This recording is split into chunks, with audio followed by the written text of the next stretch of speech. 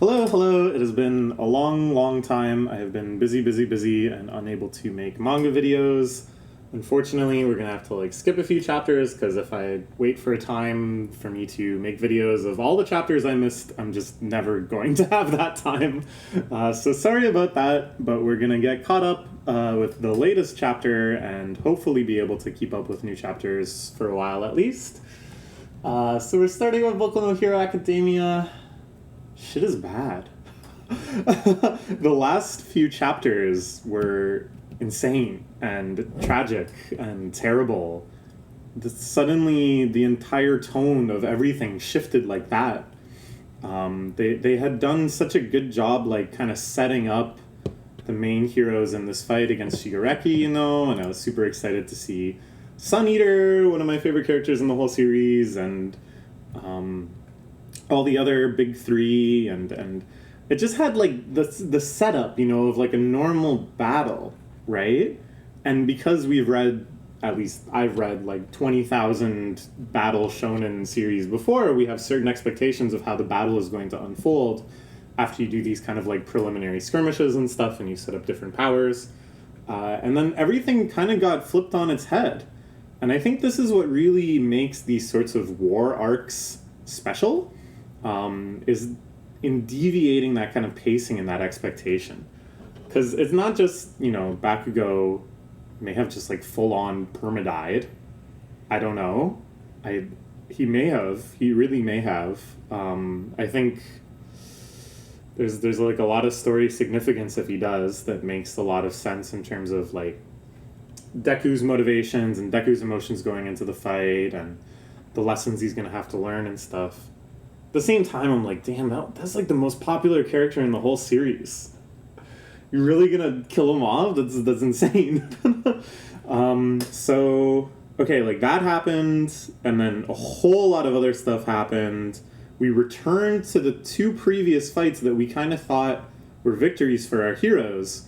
But no, it turns out Dabu at the last second was able to replicate Todoroki's flames and counter them, I guess, and now is fine. He looks like a charred corpse, but he's alive and threatening people again. And then meanwhile, the Endeavor All for One fight, All for One is a hunk.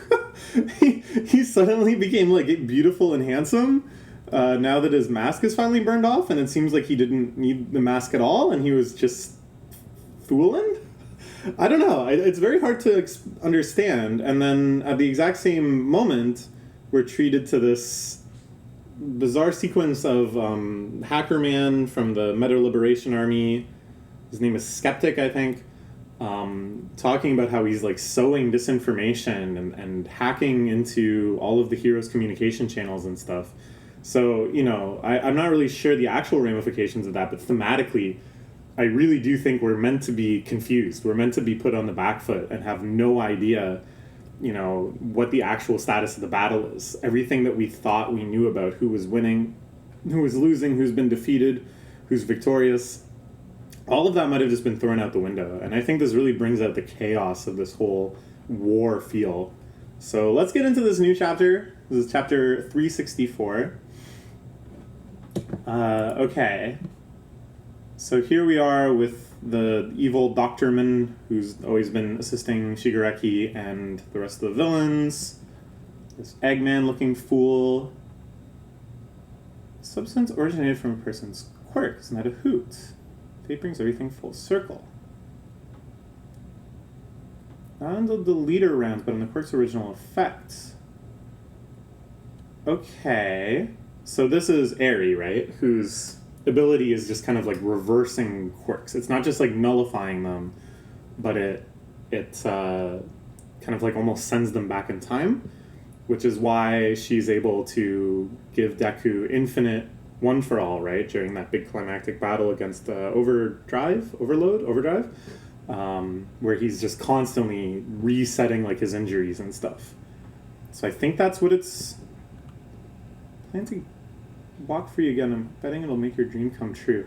So this is what he gave All for One, I guess. He's reversed All for One's many mutilations and stuff, and now he's just some dude again, I think. Doing all is in a safe house along with the data. Let me speak my mind. Your voice, your eyes, your smile bring joy to my heart. If I had one wish, I'd ask that your own heart be filled with hate. Ooh. Eerie. I like that this has kind of the theming and the ritual and stuff of, like, you know, a traditional superhero, supervillain, like, picking up the mantle.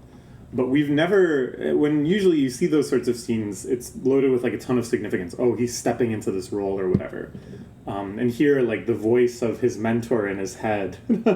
I love that line, too. Even though you bring me joy, I wish that you be filled with hate, is just really sickening. But here it's like, we don't really even understand the significance of this.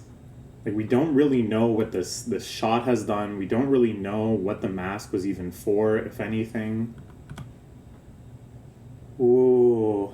Be proud, Endeavor. I never thought you'd be the one forcing me to play this card. So I guess he took the shot just now. Maybe. And this is the full power of Ares' quirk. That now he's fully liberated himself. I don't know, I'm not sure if I get it, because, like, if he's, like, undoing his quirk, isn't he also undoing, like, all the powers that the quirk gave him? Like, does he have any quirks left? Before he had, like, 50? He's rejuvenated, his body's back to prime condition. Ooh, and yeah, Tokoyami, that's his name, right? Recognizes this. He was there, he's seen how Ares' stuff works. Ooh, okay. So I still don't quite get it, like, does he have his powers or not? I guess it's like his body is rejuvenated, his quirks aren't nullified.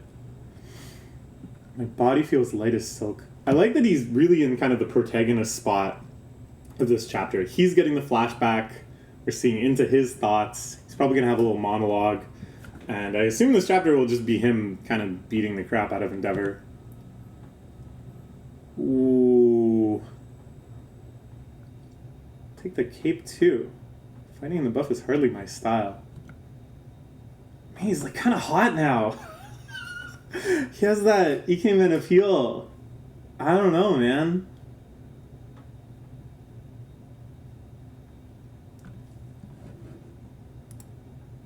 This shot is crazy. I'm not even sure what I'm looking at here. So he's not huge, and then he jumps down, and that's not Mount Lady, who has the gigantification quirk. This is somebody else with a gigantification quirk? I don't know. This is one of those ones where it's like, for some reason, I just can't parse the sequence of events properly, maybe, and someone in the comments can let me know. This bit of rewinding will be the end of me. Ultimately doomed to vanish now. Ooh, okay. So this is the downside. Is that he's just going to continually go back in time until he just winks out of existence. Which was the risk with Deku as well, right? Like, if he overdid it.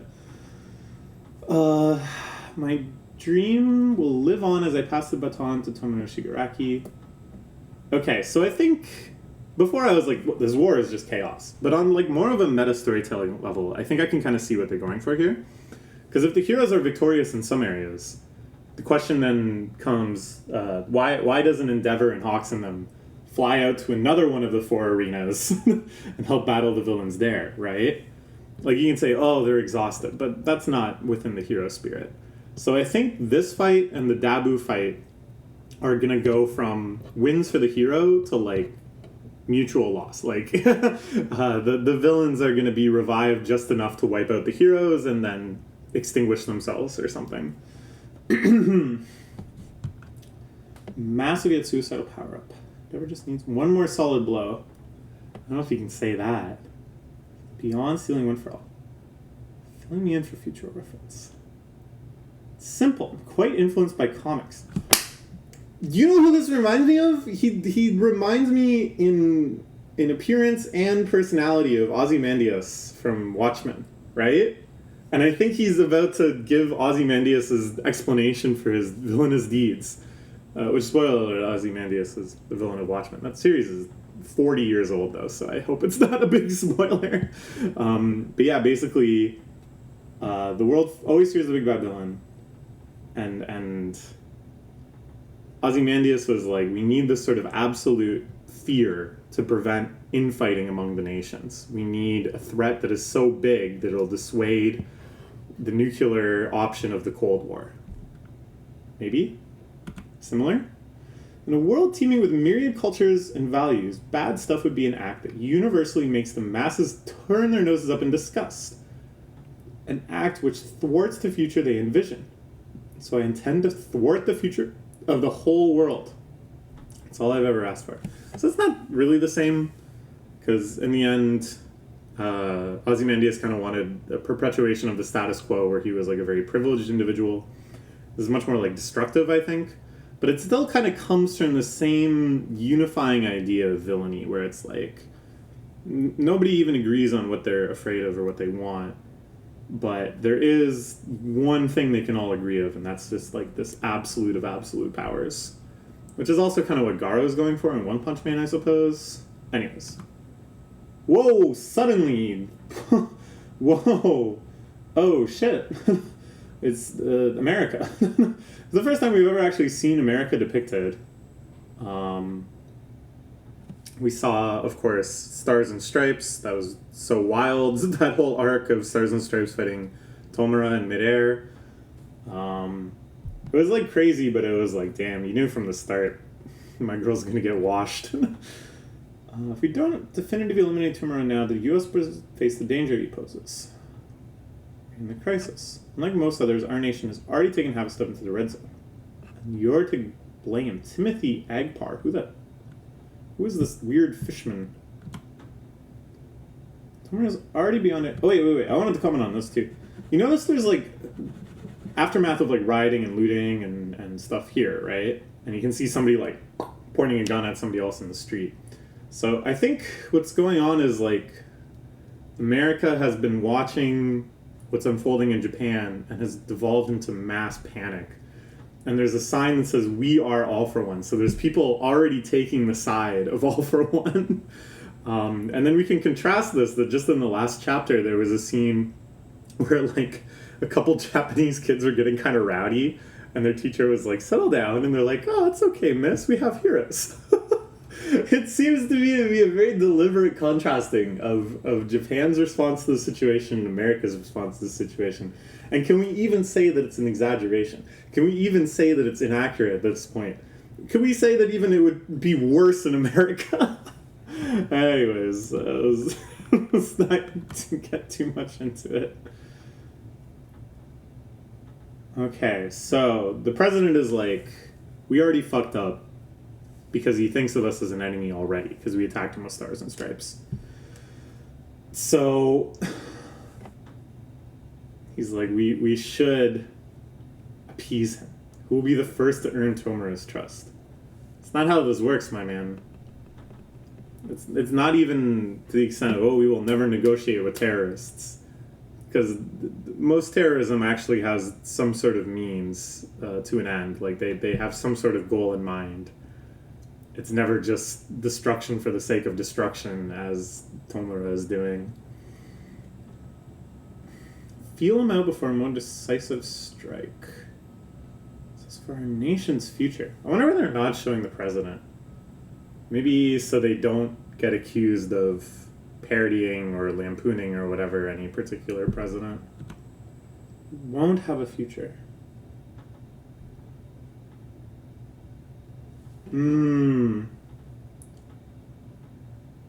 That's right. I feel like this Mr. Agpar character must have shown up during that Stars and Stripes arc, but I can't remember. Just because the design is so weird, and it's kind of like he must have already been established as someone close with Star that knew all this stuff. Children observe adults as they grow. Adults in turn support the children as they pass it forward, and so on to the next generation. Heroes have always wielded their power in the name of that cause. Okay, this is cool. This is the title of the chapter, right? Why we wield that power. And I thought this was going to be mostly a chapter focalized to the villains. Talk about the villains' motivations. But here it's almost this like, it's like almost just like they're powerless in the face of the very idea of heroics. And it's not even a question of policy anymore. It's not a question of national security anymore. It's not even in the realm of what will cause more or less people to die. It's just like staring in the face of this overwhelming desire for heroism, of heroes to do what's right and to fight what's wrong. And it's like, we can't stand in the way of that. It's very interesting. It's something that I feel like in other series we ought to be very skeptical of. But here I think it's just meant to be very badass, and it is an edge shot staggering forward, repeating which seem like catchphrases, things that he would say in TV interviews after a successful rescue operation. No time to lie down and die. Okay, so he goes into Bakugo's body, and he's gonna do a little impossible journey in there, I guess, and restart the heart or something, because they said he had no pulse. This is crazy. This is crazy. I feel like they're gonna save Bakugo, because it's like they need some payoff for this big heroic moment, and it's not gonna just be that they win the fight, because it was a long time before they get to win the fight. Should he tear you asunder, stink your teeth in his flesh? Edge shot, the hero will not let this pass. This stopped heart belongs to a life we can ill afford to lose. Shall replace what's missing and miss it. Pump. There's no coming back from this for you. How serious is that? He literally has to just go in there and sacrifice himself. When he says, I shall replace what's missing, he means with his body. That's kind of scary. That's kind of gross. But it's also crazy that this is like the number 4 ranked hero in the world. And he's like, yeah, we need Bakugo more than me. Like, we need this kid more. And maybe they're even thinking on like a level of, if Deku shows up and Bakugo's dead, like, that's not going to be good. He's not going to be reliable. I don't know. It's an amazing sacrifice. And here we see Genist and Edgeshot in school together. They went to UA together. Ninpost, 1,000-seat Piers Zenith. I will be the boy's heart. Okay. Shit's getting crazy. And I love this. Again, this is something I think is like very unique and special about the War Arc, is that you can embed these like really crazy out there plot threads. And they're things that if they were like the focal point of a whole arc, or even like the only thing that's happening during a larger arc, they would be maybe like too out there and like not as compelling as they should be.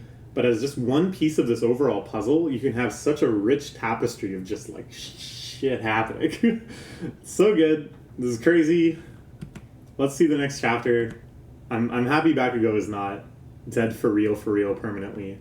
At least it doesn't seem like he's gonna be, because, man, that would be sad. Like, he's such a popular character. He's such a good character. He's a kid. He's like the secondary deuter antagonist or whatever.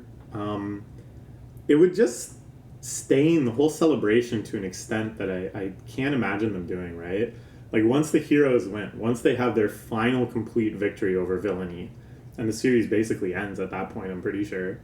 Like, are they really gonna have it that they're like, oh, but that goes dead? Right? That'd be crazy. Okay.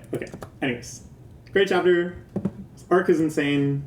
Can't wait to read more. Hopefully I will be free enough this weekend that I can read the new chapter right when it comes out. Bye-bye for now.